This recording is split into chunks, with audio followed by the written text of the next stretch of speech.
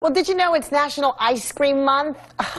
I didn't know that until today, which gives you a good excuse to dig out the pint. Well, Kylee Scales of Kylie's Kitchen is joining us now to talk about a new recipe that you can make to celebrate the holiday. Good morning.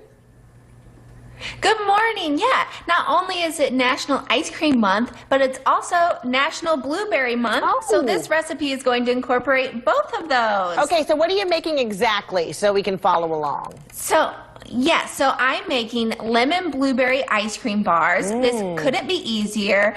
Yes, and I'm using Hudsonville's limited edition Blueberry Graham Delight ice cream, which is perfect for both National Blueberry and National Ice Cream Month. It's a vanilla ice cream with blueberry swirls and graham cracker swirls, so it's perfect. I love it. So we're going to start out here. Yeah, we're going to start out here with the crust, which is just lemon sandwich cookies with a little bit of melted butter. I use between 14 and 16 ounces of these crushed up lemon sandwich cookies, or you can just use regular lemon cookies, whatever you find at the grocery store. And the butter just kind of helps the crust form together, because what we're going to do now is dump that in our baking dish. So then I just kind of pat it down so it all sticks together. And you can see here that I have aligned this with aluminum foil.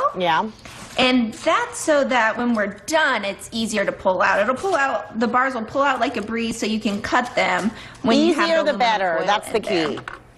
Yes, for sure. And now that that's all in there and packed down, we're going to add the ice cream on top. So like I said, I'm using this Hudsonville Blueberry Graham Delight ice cream. And what I like to do is I like to, before I work with ice cream, put it in the refrigerator for like a half hour, just so it softens up a bit but isn't too melty. And then it's kind of the perfect consistency.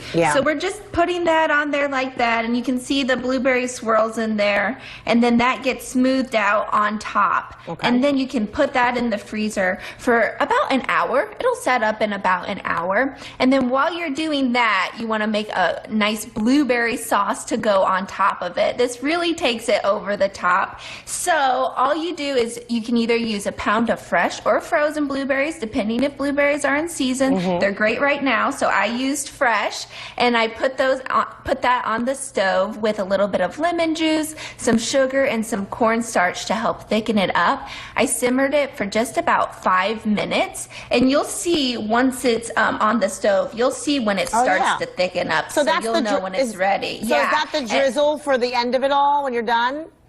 Oh yeah, that's the drizzle for the end result. So instead of freezing it with the blueberry sauce, I think it's much tastier if you just keep this in the refrigerator and put it on top. And if you do it, like if you time it out so that you're pulling out the bars when they're cold, and then you have the warm blueberry sauce.